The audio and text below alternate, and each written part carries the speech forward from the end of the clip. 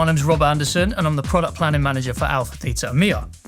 In this demo, I'm going to talk you through the new effects unit from AlphaTheta, the RMX-IGNITE. And this video will cover every parameter control available on the hardware.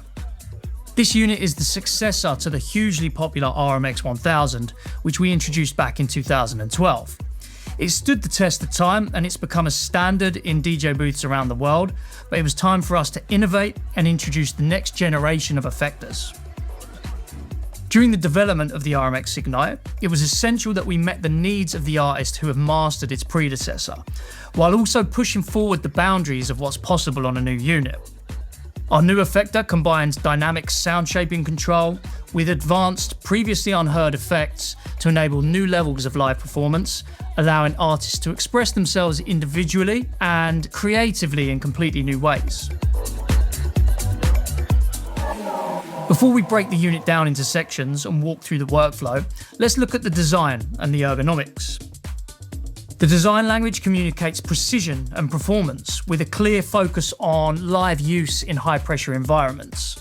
This is grounded in the dark matte finish, with high contrast orange illumination used on key action points to signal energy and signal intent. These accents appear across the unit but are most prominent on the expressive lever controls, directly reflecting the name Ignite.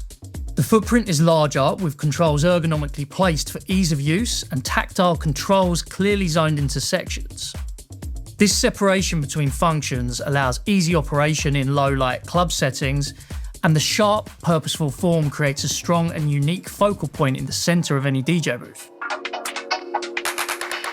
We can connect this unit in one of two ways, either using the 4 1/4-inch jack ports, in the same way as the RMX-1000 using analog send return, but a nice upgrade is that the Ignite also allows you to connect using USB-C, provided your mixer supports digital send return as well.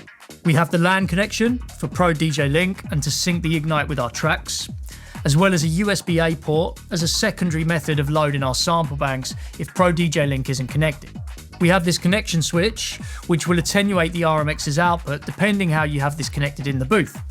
You can either have this set up on send return to your mixer, you can insert it on the master channel if your mixer doesn't have send return, and you can also insert it between the player and the mixer if you prefer. And lastly, the RMX-IGNITE is powered by a USB-C connection. I'm going to break the layout down to make it easier to understand what each effect section does and how they interact with each other.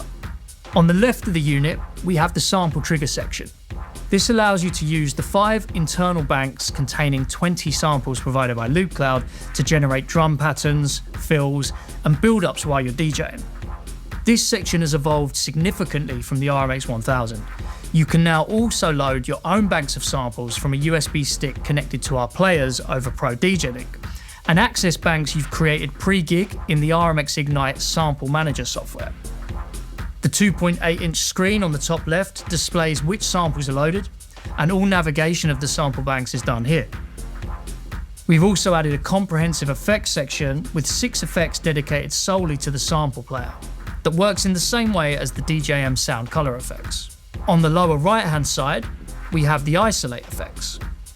6 isolate effects can be applied in various ways to each frequency band using these chunky rotary pods. We can also use the sub-parameter control to manipulate each effect further. On the upper right side of the unit, we have 6 lever effects. These can be applied quickly by holding a specific frequency band lever for a momentary effect, or can be locked on by flipping the levers up to the on position. And again, we have a sub-parameter dedicated to this section also. On the far left, we can choose which sound source these effects are assigned to, either the mixer's main input, the sampler section, or both. Across the top, we have the global controls, including sync, phase, and nudge. And the echo time parameter controls the timing for all echo-based effects across all 3 sections. On the far right of the unit is the large release echo button. This allows you to exit a chain of complex effects smoothly in one of 2 modes, either dry or mute.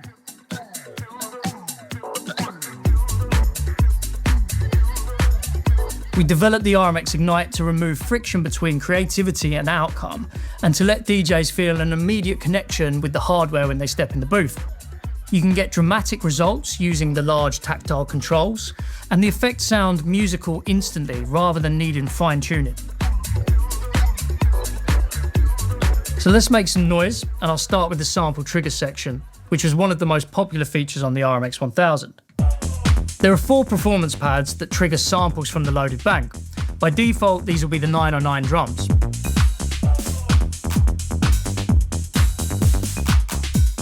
As you can see, these are displayed on screen. You can trigger them unquantized using the pads,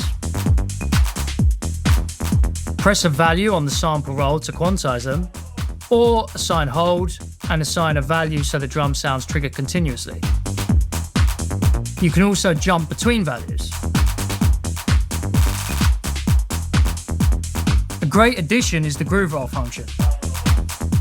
Holding down more than one of these values will add velocity accents to the drum loop. These accents will vary depending which values you hold down.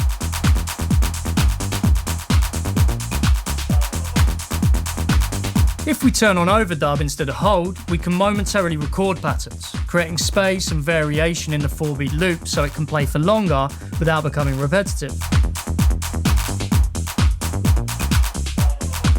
Groove roll also works independently for each drum. Drum samples and groove rolls can be deleted or muted using the secondary function of hold and overdub. A huge upgrade is the 6 sound color effects dedicated to this section. Let's start with echo. The same as a DJ and mixer's sound color effects, if we turn the sound color pot to the right, you get echo with high pass filtering.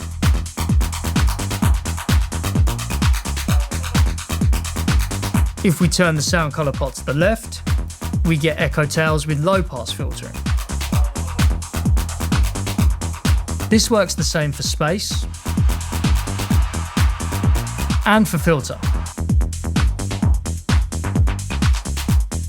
With pitch, 12 o'clock plays the original sample pitch, and we can turn left to pitch down or right to pitch the sample up. Decay lets us shorten the sample length by turning the pot to the left and extend the sample by turning it to the right. And lastly, swing lets you apply groove to a loop that we've created.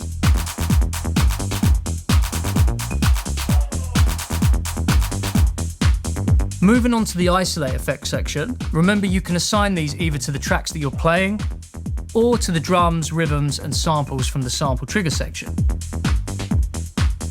For now, I'll apply the isolate effects to the input only, so only the audio coming from the CDJ3000X.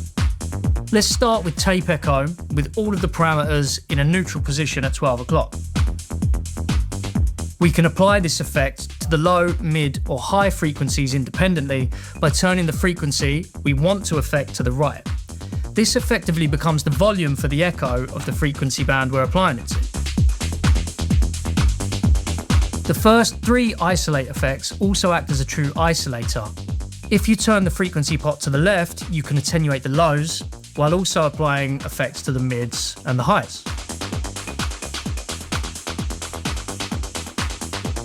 The sub-parameter for tape echo acts as feedback, so increasing this applies more feedback, and we can always see the value of this parameter on the screen. The echo time pot on the top right lets us change the echo time. Because the Ignite is synced to Pro DJ Link, the echo time will be synced to your track's BPM, and the echo time pot clicks through each quantized value as we change it. If you want to get more creative, you can half the tempo using the tap button, or you can double the tempo to tighten the echo even further. Because we've got feedback set to max, when we exit the tape echo at this point, the feedback will continue.